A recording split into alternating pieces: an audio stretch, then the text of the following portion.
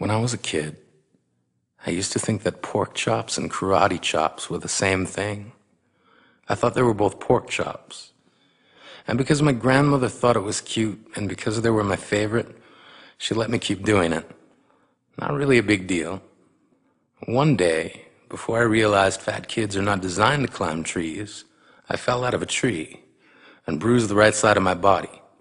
I didn't want to tell my grandmother about it because I was scared I'd get in trouble for playing somewhere I shouldn't have been. A few days later, the gym teacher noticed the bruise and I got sent to the principal's office. From there, I was sent to another small room with a really nice lady who asked me all kinds of questions about my life at home. I saw no reason to lie. As far as I was concerned, life was pretty good. I told her whenever I'm sad, my grandmother gives me karate chops. This led to a full-scale investigation, and I was removed from the house for 3 days until they finally decided to ask how I got the bruises. News of this silly little story quickly spread through the school, and I earned my first nickname, Pork Chop. To this day, I hate pork chops. I'm not the only kid who grew up this way, surrounded by people who used to say that rhyme about sticks and stones. As if broken bones hurt more than the names we got called, and we got called them all. So we grew up believing no one would ever fall in love with us, that we'd be lonely forever, that we'd never meet someone to make us feel like the sun was something they built for us in their tool shed.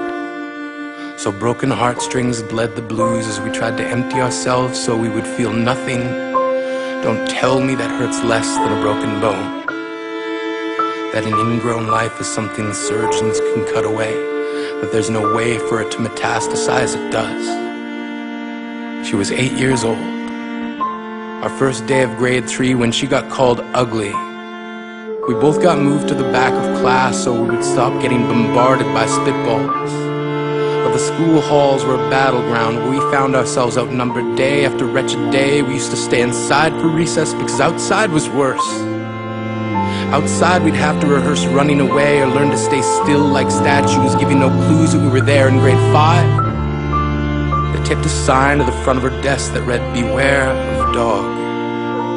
To this day, despite a loving husband, she doesn't think she's beautiful because of a birthmark that takes up a little less than half her face. Kids used to say she looks like a wrong answer that someone tried to erase but couldn't quite get the job done. And they'll never understand that she's raising 2 kids whose definition of beauty begins with the word mom, because they see her heart before they see her skin, because she's only ever always been amazing. He was a broken branch grafted onto a different family tree, adopted. Not because his parents opted for a different destiny.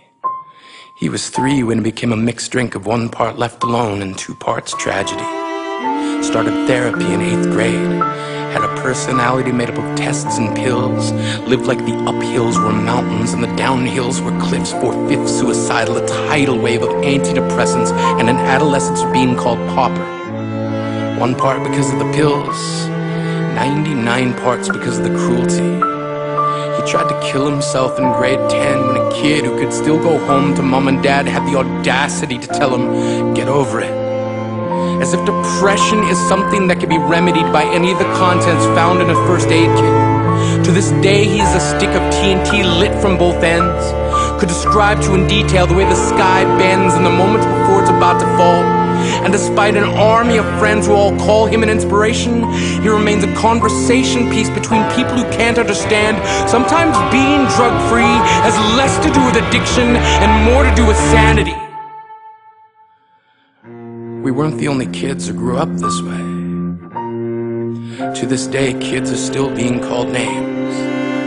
The classics were, "Hey stupid," "Hey spaz." Seems like every school has an arsenal of names getting updated every year. And if a kid breaks in a school and no one around chooses to hear, do they make a sound? Or they're just background noise from a soundtrack stuck on repeat when people say things like kids can be cruel? Every school was a big top circus tent, And the pecking order went from acrobats to lion tamers, from clowns to carnies. All of these miles ahead of who we were freaks. Lobster claw boys and bearded ladies, oddities juggling depression and loneliness, playing solitaire, spinning the bottle, trying to kiss the wounded parts of ourselves and heal. But at night, while the others slept, we kept walking the tightrope. It was practice, and yes, some of us fell. But I want to tell them that all of this is just debris, left over when we finally decide to smash all the things we thought we used to be. And if you can't see anything beautiful about yourself, get a better mirror, look a little closer, stare a little longer, because there's something inside you that made you keep trying despite everyone who told you to quit. You built a cast around your broken heart and signed it yourself. You signed it. They were raw, because maybe you didn't belong to a group or a clique. Maybe they decided to pick you last for basketball or everything. Maybe you used to bring bruises and broken teeth to show and tell but never told. Because how can you hold your ground if everyone around you wants to bury you beneath it? You have to believe that they were wrong. They have to be wrong. Why else would we still be here? We grew up learning to cheer on the underdog because we see ourselves in them. We stem from a root planted in the belief that we are not what we were called. We are not abandoned cars stalled out and sitting empty on some highway. And if in some way we are, don't worry. We only got out to walk and get gas. We are graduating members from the class of we made it. Not the faded echoes of voices crying out names will never hurt me. Of course, they did. But our lives will only ever always continue to be a balancing act that has less to do with pain and more to do with beauty.